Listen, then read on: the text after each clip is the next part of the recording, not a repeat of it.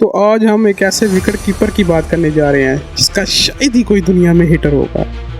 जहाँ जहाँ क्रिकेट देखी जाती है और इसका नाम लिया जाता है विकेट कीपर का, तो भाई इसको पसंद किया जाता है। जैसे ही ये स्टेडियम में उतरते हैं तो भाई लोगों का जो शोर है वो भाई मच जाता है। इनके फैन जो हैं वही पूरी दुनिया में पाए जाते हैं। नाम तो आपको पता चल गया होगा, थंबनेल भी आपने देख लिया होगा और नाम से भी पढ़ लिया होगा कि आज हम बात करने वाले हैं MS धोनी के ऊपर। और MS धोनी के ऊपर अगर मैं बात करूं तो भाई पूरी फिल्म भी बना दूं भाई MS धोनी के ऊपर, भाई वो भी कम होगी। भाई इनके जो जितनी इनकी ट्रॉफीज़ हैं, जितना इन्होंने स्ट्रगल है, इसके ऊपर वीडियो बनाओ उतनी ही कम होगी। लेकिन भाई हम शॉर्ट स्टोरी में भाई MS धोनी के ऊपर बात करेंगे। तो MS धोनी जब इंडियन क्रिकेट में आए, यानी कि इंडियन टीम में सिलेक्ट हुए, उस वक्त एक अच्छे विकेट कीपर की इंडिया को बहुत ज़्यादा ज़रूरत थी। राहुल द्रविड़ से विकेट कीपिंग करवाई गई क्योंकि इंडियन टीम में कोई ऐसा विकेट कीपर था ही नहीं जो प्रॉपर बैट्समैन भी हो और प्रॉपर विकेट कीपिंग भी कर सकता हो। विकेट कीपर काफ़ी थे, लेकिन जब उनकी बैटिंग आती थी तो भाई वो बैटिंग में परफॉर्म नहीं कर पाते थे, जिसकी वजह से राहुल द्रविड़ को भाई ये विकेट कीपिंग सौंपी गई कुछ अरसे के लिए, क्योंकि बैट्समैन की कमी हो रही थी। उस दौर में भाई जो MS धोनी है भाई वो इंडियन टीम में सिलेक्ट हुए और अपना लोहा मनवाया। हम बात करेंगे आज MS धोनी के ऊपर। तो सबसे पहले तो शुरू से थोड़ा सा आते हैं भाई, थोड़े से हम शुरू से बात करेंगे, लेकिन ज़्यादा जो है वो डोमेस्टिक में जो इन्होंने खेला उसकी बात नहीं करेंगे। लेकिन शुरू से भाई जैसे ये विकेट कीपर बने, दिन ऐसा होता है कि वो सिलेक्शन हो जानी होती है तो इंसान वो जो है गोल कीपर से जो है ना वो विकेट कीपर बन जाता है। हुआ यूँ कि इनके स्कूल के अंदर एक लड़का विकेट कीपर था टीम के अंदर, और वो छोड़ गया इस वजह से क्योंकि उसकी मदर ने कहा था भाई कि मैंने अपनी बेटे को जो है ना स्टडीज़ पे फोकस करवाना है, ना कि क्रिकेट के ऊपर। तो उसने क्रिकेट छोड़ दी और विकेट कीपर की जो एक जो जगह थी वो भाई उधर उस क्लब में खाली थी, और अच्छा कीपर जो था वो उसकी ज़रूरत थी वहाँ पे। और उस वक्त MS धोनी जो थे भाई फुटबॉल प्लेयर थे, फुटबॉल को पसंद करते थे और फुटबॉल ही खेलते थे, और फुटबॉल खेलते थे भाई एज अ गोल कीपर। उस टीम का जो कोच था उसने किसी दिन इनको गोल कीपिंग करते हुए देखा, तो भाई जाके इनसे मिले, इनको बोला कि भाई तुम क्या फजूल में भाई फुटबॉल खेल रहे हो। उस दौर में भाई फुटबॉल ठीक है, इतना पाकिस्तान इंडिया का नाम नहीं है, तो क्रिकेट का भाई पाकिस्तान में भी भाई नाम बन सकता है, करियर बन सकता है। तो फुटबॉल में तो भाई ना इंडिया में बन सकता है ना पाकिस्तान में बन सकता है। क्लब का नाम था कमांडो क्रिकेट क्लब। तो इस क्लब में भाई उन्होंने कोच ने दावत दी कि भाई खेलोगे हमारे साथ एज अ विकेट कीपर। उसने कहा भाई मैं तो गोल कीपिंग करता हूँ, भाई मुझे क्या पता क्रिकेट क्या होती है। उसने कहा मैं तुम्हें सिखाऊंगा। गोल कीपिंग की तरह ही भाई वो बॉल पकड़नी होती है, तो थोड़ी सी उसकी ट्रेनिंग दी और वो उसकी जो है वो चीज़ ग्रिप पक्की होगी। बैटिंग तो उस वक्त उन्हें नहीं थी आती, लेकिन जब वो खेले तो बैटिंग भी करनी आ गई।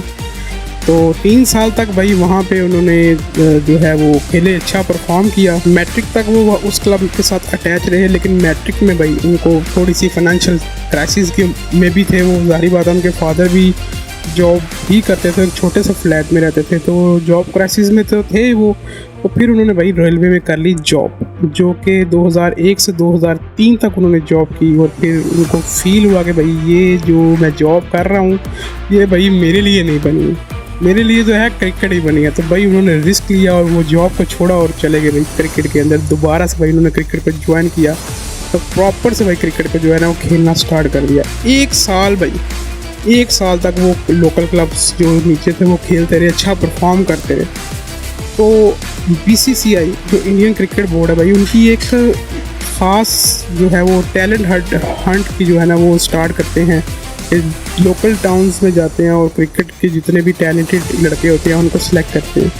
तो MS धोनी भी भाई उसी टैलेंट हंट में जो है ना वो फाइंड आउट हुए और वो मिले और उनको सिलेक्ट कर लिया गया भाई इंडिया की A टीम के लिए। तो इंडियन A में जब वो सिलेक्ट हुए तो भाई उन्होंने वहाँ पे भी भाई अच्छा परफॉर्म किया, अच्छा खेले। मैं नंबर्स और स्कोर्स यहाँ पे नहीं बताऊँगा, तो ये था कि बहुत अच्छा खेले। उस वक्त गंगोली जो थे उनकी नज़र भी भाई उन पे पड़ चुकी थी कि भाई एक ऐसा विकेट कीपर है जो बड़ा अच्छा परफॉर्म कर रहा है, और ये रवि शास्त्री भी भाई उनके फ़ैन तब तक बन चुके थे। तो गंगोली का नाम इसलिए ले रहा हूँ उस वक्त क्योंकि सौरव गंगोली जो थे वो भाई कैप्टन थे भाई। सौरव दादा जो थे वो कैप्टन थे टीम के, और उन्होंने कर लिया भाई इनको सिलेक्ट। और पहला टूर हुआ भाई बांग्लादेश में, ये हुआ था भाई 2005 के अंदर। बांग्लादेश में ये खेलने के लिए गए और ये सीरीज़ इनकी अच्छी सीरीज़ नहीं थी।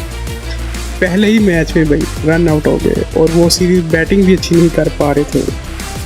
अब यही लग रहा था कि नेक्स्ट सीरीज़ में भाई शायद इनको चांस दिया जाए, लेकिन BCCI ने भाई, बोर्ड ने भाई इन पे ट्रस्ट किया और इनको दोबारा चांस दिया।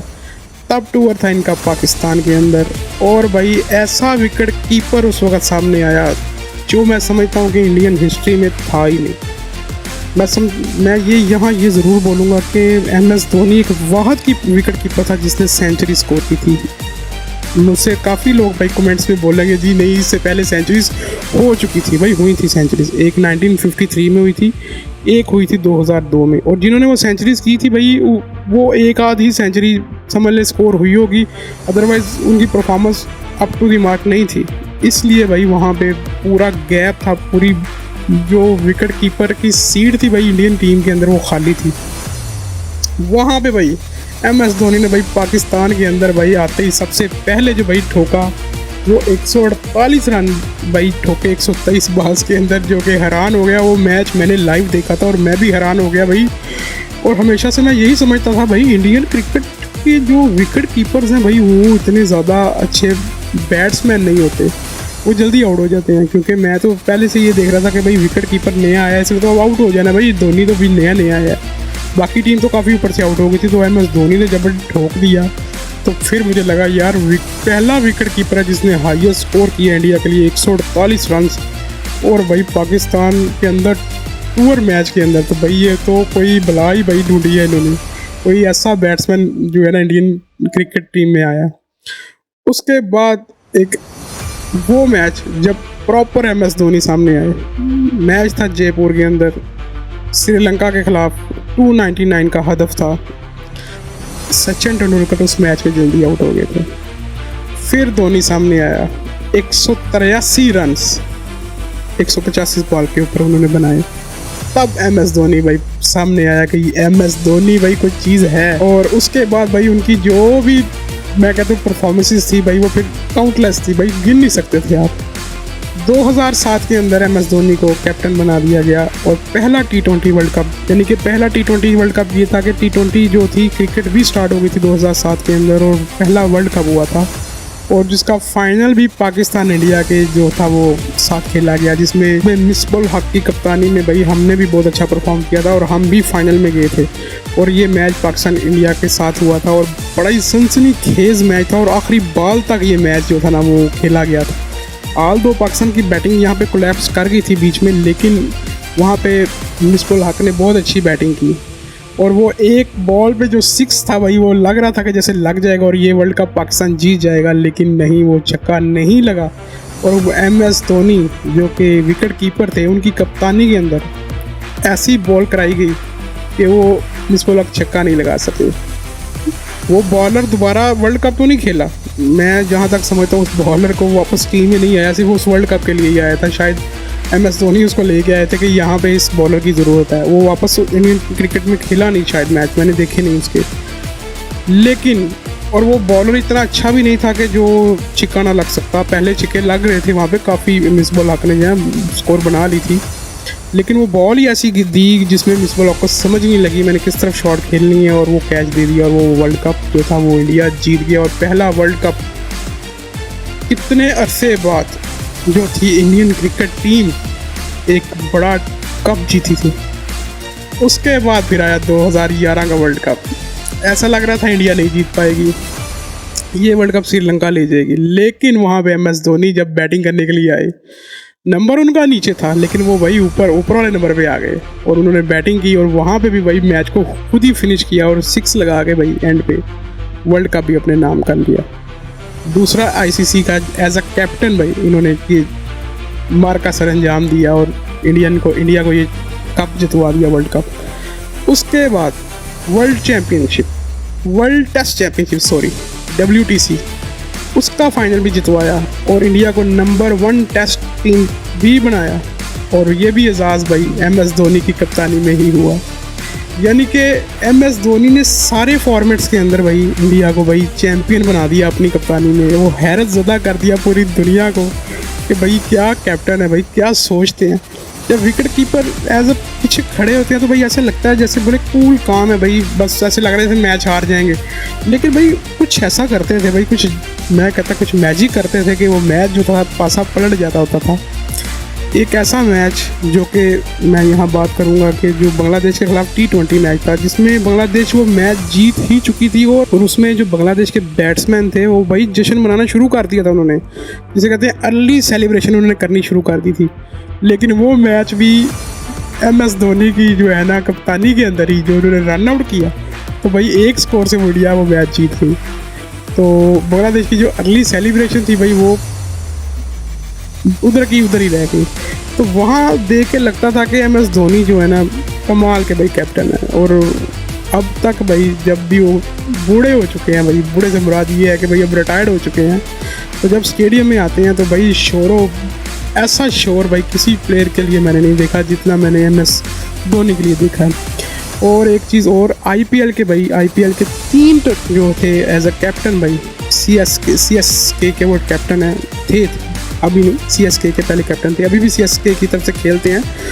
तो एज अ कैप्टन उन्होंने भाई 3 ट्रॉफीज़ भी जिताई थी, ये भी मैं आपको भाई बता दूँ यहाँ पे भाई एज अ कैप्टन। फिर उन्होंने जो किया है भाई वो फिर पकड़ा नहीं गया। तो ये थी भाई मेरी छोटी सी शॉर्ट सी वीडियो जो कि मैंने MS धोनी के ऊपर बनाई। तो आपने मुझे बताना है कि आपको MS धोनी कैसे लगते थे एज अ बैट्समैन। भाई मुझे तो उनकी बैटिंग अब भी मैं देखूँ तो भाई IPL के अंदर मुझे मज़ा आता है भाई उनकी बैटिंग को देखने का, मैं ज़रूर उनकी बैटिंग देखता हूँ। तो आपने भी मुझे बताना है कि आपको उनकी बैटिंग कैसी लगती है। तो भाई मिलते हैं हम नेक्स्ट एपिसोड में, तब तक के लिए अपना ढेर सारा ख्याल रखिएगा। टेक केयर, अल्लाह हाफिज़, बाय बाय।